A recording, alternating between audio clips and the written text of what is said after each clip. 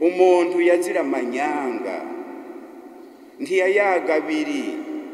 Iyo yemeye ikintu yaragihagararira akarondera ko kiranguka. Mu kudufasha kurondera ukuri mu vyabaye, humbure mbere uhereye no ku vyabaye kuri uyu nyene turiko turasabira uyu munsi, kuko nta kiratomoka ngo kije habona.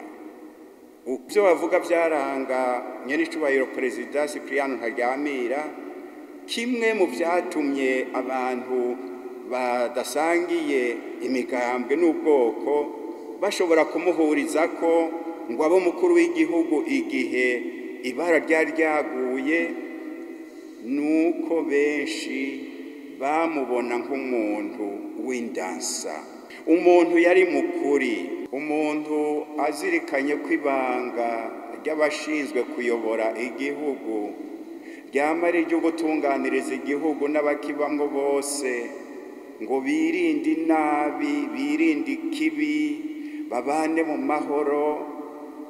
Aca asanga iri jambo ry'Imana rifise aho rihuriye n'uru rubanza rw'uwarashinzwe gutunganiriza igihugu n'abakibamwo bose, abafasha kwirinda ikibi, abafasha kubana mu mahoro, abafasha ko ingingo ariyo yokwama ikurikizwa.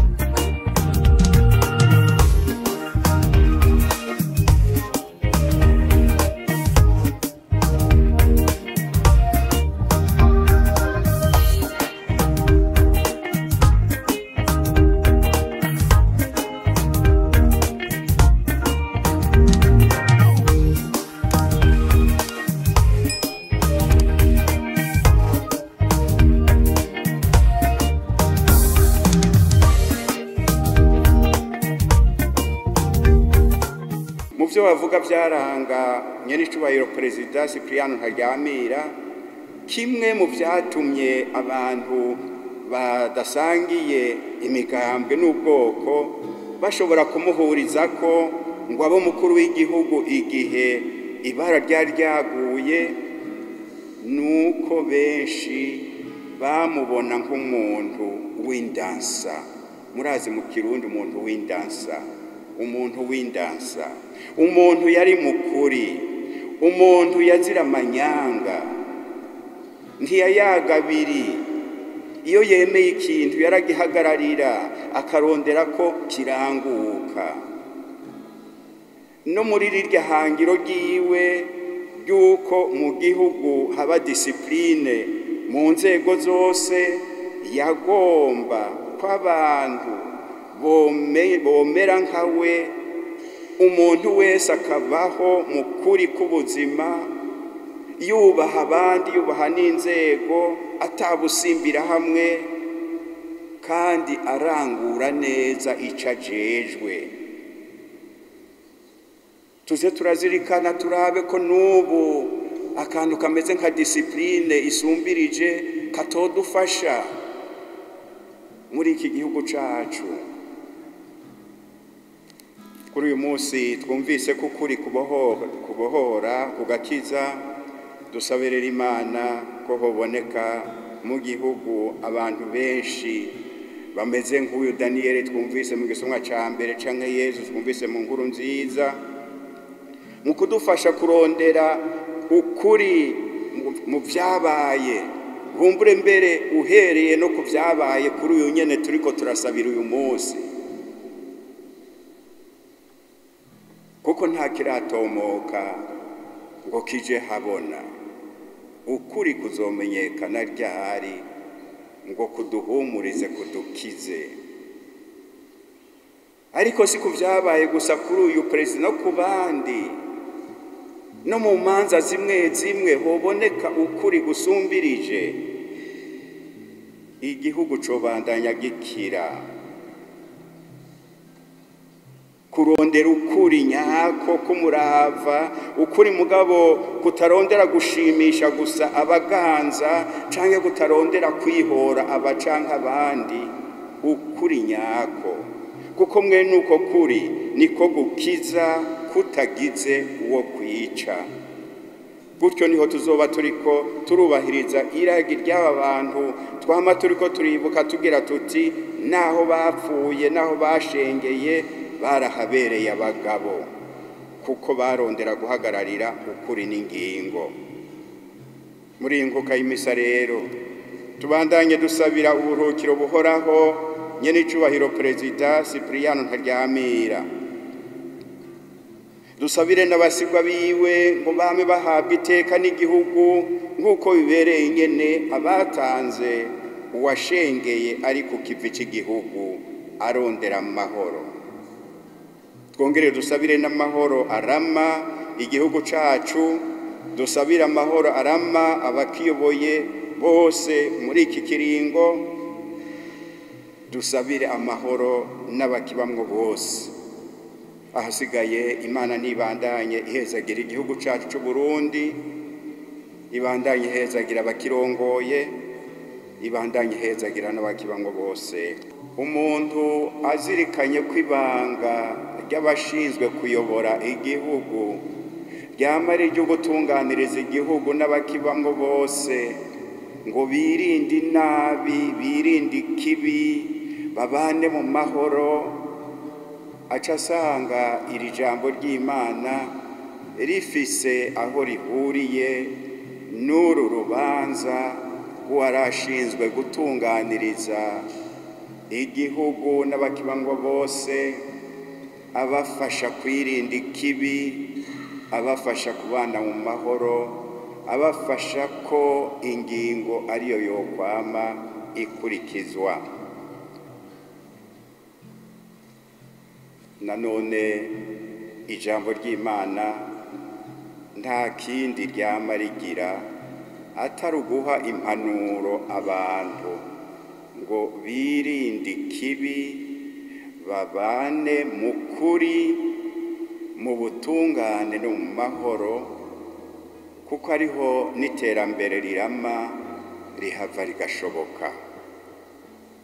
N'iri jambo ry'Imana rero rifise iyo ntumbero yo kuduha impanuro, umwe wese akaraba kumbure ikibi yoba arimwo kugira ngo akivemwo, kuko Imana yarungitse umwana wayo kugira ngo umwana wayo adufashe twese kuva mu kibi ico ari cyo cose, kandi iyo tuvuye mu kibi ico ari cyo cose tuba turiko turasasira indava amahoro mu gihugu n'iterambere rigashoboka. Ikibi musanzwe muzi c'ubusambanyi, mbere novuga ubusambanyi budasanzwe, kuko ari ubwo kurenga ibigo butuma abubatse bahemukiranira. Ibisomwa vyashatse kutwereka ububi bw'iyo ngeso mbi mu mpande zose, kugira ngo rero tuyirinde. Igisomwa ca mbere kiratwumvishije ko uwamaze gutwarwa n'iyo ngeso mbi y'ukurenga ibigo ata muntu aba akirimwo, naho yoba akuze akitwa umushinga ntahe, mbere akaba anashinzwe n'amabanga nk'uko aba batama mwumvise aribo bari bashinzwe gushinga ingingo muri uwo mwaka, nta muntu aba akirimwo, asigara ari umuja wa kamere yiwe, ngo ubwenge bwaciye budogera. By'ukuri muri iki gisomwa ca mbere, naho ubusambanyi bwari bwagirijwe uyu mupfasoni Suzana, abari bafise iyo ngeso mbi mwabumvise nabo batama basaziye mu kibi, kandi iyo ngeso bari bayifise. Mwumvise n'igihe Daniyeli yariko araca urubanza ati niko mwari musanzwe mugirira n'abandi, uyu we yabananiye. Kubera ico, naho bari bashinzwe kubahiriza ingingo mu gihugu, nibo bari basigaye badodobereza abandi gushika naho batagitinya kwicisha intungane kandi ku kadenderezo. Muca mutahura abakunzi b'Imana kw'iyo ngeso yo kurenga ibigo ari mbi cane mu kibano. Mbere mw'ijambo ry'Imana mugiye murakubitiza agatima mpembero ku majambo y'Imana, ibisagara batubwira ko Imana yahavuye ishavura ikazirasambura, kenshi usanga ari bisagara abantu bari birekuriye muri iyo ngeso mbi y'ubushurashuzi. Hanyuma rero uretse ko iyo ngeso mbi isambura ingo, murabizi, igatuma abantu babura amahoro mu mibano bihereye no mu rugo, iranatuma abantu batanagira ikinya c'ukwica n'ukwicisha abandi. Umuntu agiye muri iyo ngeso umengo birafatanganye, ntaba agifise n'ikinya c'ukwicisha abantu. Batama bagira bicishe Suzana kandi ataca azira, atana kimwe yabakoreye, yari yibereye ngaho, bamurementanirije gusa. Abo batama bari bashinzwe gushinga ingingo, nta n'ikinya bari bagifise c'ukwicisha intungane. Mwumva iryo baramwibagara. Ariko ukwica muri ubwo buryo sibwo bwonyene buriho. Abakunda kwicisha abana bakiri mu nda mu gukorora inda, kenshi uzosanga biba byavuye kuri uko kurenga ibigo abantu baba bagomba guca bahisha kugira ngo ntihagire n'ababica n'ikanda. Duhereye ngaho nitwumve ko iki kibi atari ico gufata gusa nk'igicumuro kivugwa n'abemera Imana, kivugwa n'abanyamadini. Nidutahure ko ari n'isibe mu gihugu, kuko kirabuza amahoro mu kibano, kiratuma abantu barenganywa n'abantu bakicwa. Umutware mwiza rero arabwirijwe wenyene ubwiwe kwirinda iyo ngeso mbi, mugabo kandi aranabwirijwe gufasha abashinzwe kuyirinda. Naho yoba atemera Imana, ayirinde afashe n'abandi kwirinda iyo ngeso mbi, kubera n'izo ngaruka mbi z'iyo ngeso y'ukurenga ibigo muca mwumva ibuza amahoro. Ariko ijambo ry'Imana ntiriduhaye iyo mpanuro gusa, riranatubwiye ingene twokwifata kugira ngo tugwanye ikibi ico ari cyo cose. Inkuru nziza ya kabiri batubwiye, badusomeye, itubwiye umugore yakoze ikibi kandi nyene asa n'uwari yakoze ico kibi, kuko abantu bavuga ko bamufashe arenga ibigo. Uwo mugore rero bari bamuzaniye Yezu ngo bamugeze, mugabo bagomba yuko yobarekurira amategeko agakurikizwa. Ayo mategeko nayo yari ayo kwicisha amabuye mwene uwo muntu yaba yafashwe muri ico cago. Mugabo birumvikana mwese mwaciye mubitahura, uko ndabibona mwese murakuze, birumvikana ko banamurenganije kuko bamuzanye wenyene kandi bavuga ko bamwagirije yari kararenga ibigo. Nawe no ntiyavyirengana ari umwe, ngira hariho n'umugabo, ariko ntawe bazanye ngaka karenganyo ka mbere. Ariko igikuru ijambo ry'Imana rigomvye gutwigisha ni inyifato rero ibereye imbere y'ikibi. Naho umuntu yoba yakoze ikibi, ijambo ry'Imana aho niho ritumbereye kudushikana kugira ngo riduteze intambwe, ntitugume gusa mu bwuzure bwa kera, tuje mu bwuzure bushasha umwe bwatangujwe n'umwana w'Imana Yezu Kristo. Inyifato iratandukanye. Uwakoze ikibi, inzira yo kumufasha ntikiri yo kumutera amabuye gusa ngo umwice. Oya, Yezu atweretse iyindi nyifato.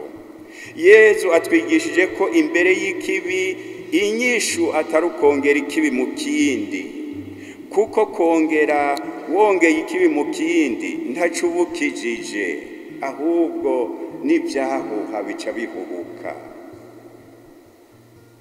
Nk'uko nariko ndabibabwira, mu bwuzure bwa kera niko abantu bavyiyumvira, bati uyu muntu yakoze ikibi naca ajana naco. Yezu agira ati umuntu yakoze ikibi ntakajane naco, ikibi kiracijana, we akire, agaruke, ahinduke. Ikibi ntigikizwa n'ikindi kibi gisumbirije. Naho tuvyiyumvira gutyo, ikibi ntigikizwa n'ikindi kibi gisumbirije. Suko umuntu aguhaye ikofi rimwe, we umuhaye amakofi abiri, ukijije uwo muntu, ahubwo uravyunyuye. Nico gituma no mu mategeko ya Ekereziya igihano cose cama gitumbereye kuba nk'umuti utuma umuntu yisubirako kugira ngo akire. Ivyo nivyo inkuru nziza rero tweretse. Mu gihe abantu bariko bararondera kwicisha uyu mugore kubw'amategeko, kandi burya no ngaha nyene tuvyitondere, amategeko mabi arabaho. Arico gituma bajejwe kuyagira no kuyatora babwirijwe kwama barikanuye, kuko itegeko rimaze kuba ngaho rirashobora kwica ibintu byinshi kandi ryari ribi.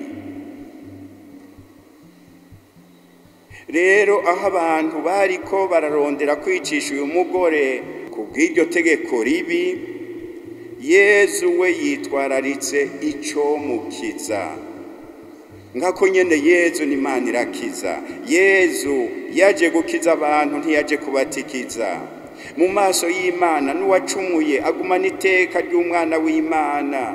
Igikenewe nukurondera kumufasha guhinduka akava mu kibi. Nico Yezu yerekanye mu kubwira uyu mugore ati genda, mugabo ntubugisubira.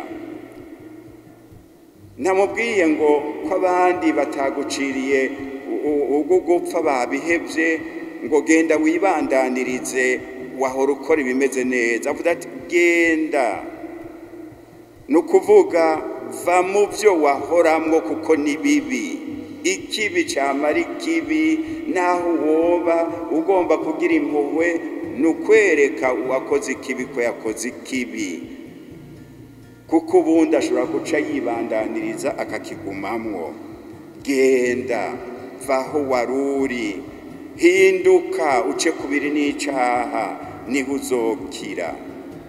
Umutima w'impuhwe rero ntubuza yuko wereka umuntu kuri aho kuri, ikibi ukacita ikibi, kugira ngo urabe yuko wokiza uwo muntu yari mu kibi.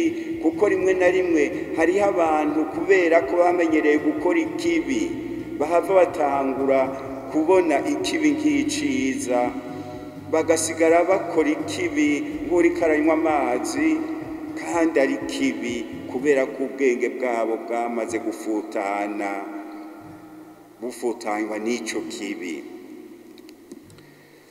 Ku bakristo murazi ko iyi nkuru nziza bayidushikiriza muri iki gihe kugira ngo akabi akariko kose twoba turimwo ntidutinye kuja kwa Yezu kugira ngo adufashe kukavamwo, kuko ari we mukiza.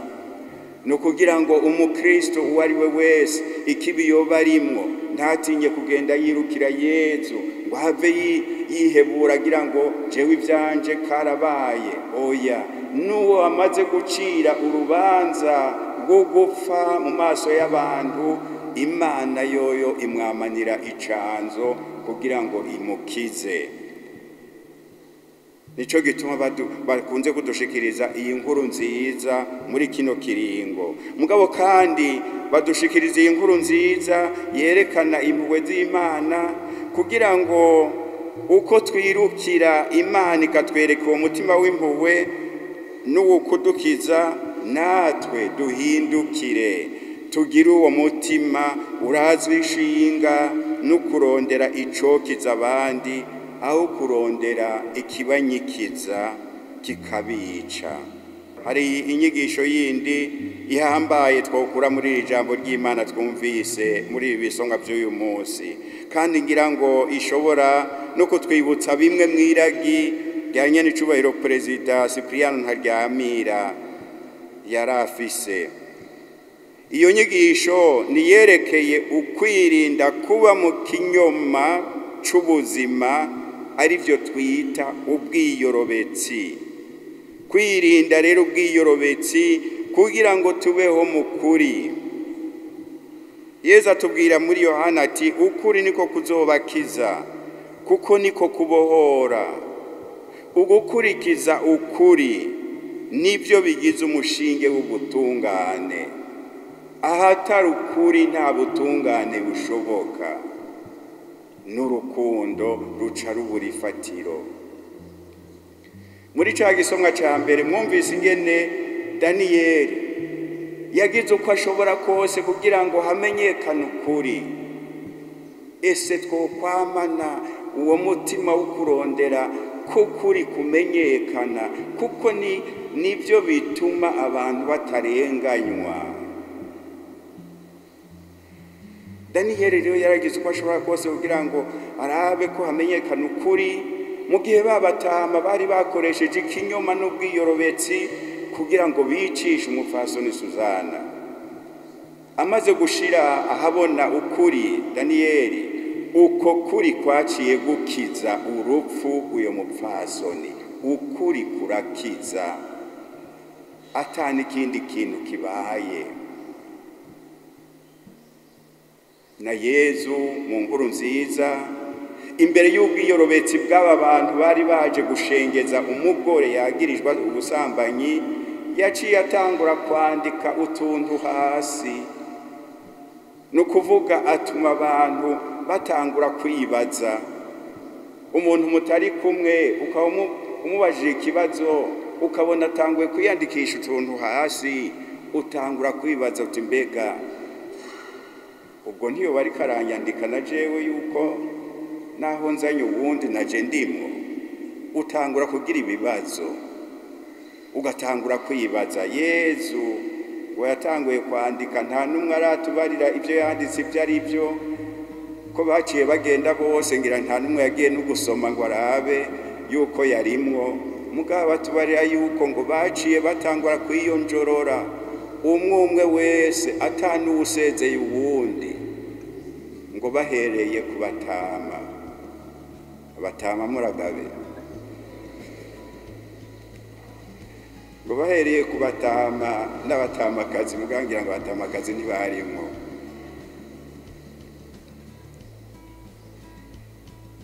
Akaza ngo arandika hasi, akaza araramura amaso, akababwira ati uwuzi yuko muri mwebwe uwudafise igicumuro namubanze ibuye.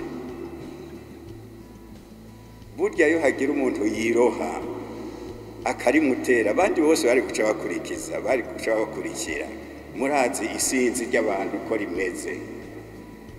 Mugabo kubera utwo tuntu yari yanditse hasi, abantu b'abatama burya babazi n'ubwenge, bagize ati hari naho twosanga twanditswe harya, duhejeye gutera amabuye uyu umugore akaba ari twebwe natwe baca bashikira, baca rero bakura meza hakiri kare. N'ibyo biza biradufasha kuzirikana ubuzima bwacu, mbega tubayeho mu kuri canke tubayeho mu bwiyorobetsi. Mbega Imana yose ruka ngaha ikaturaba mu maso yosanga turi mu kuri k'ubuzima nk'uko Imana ibidushakira.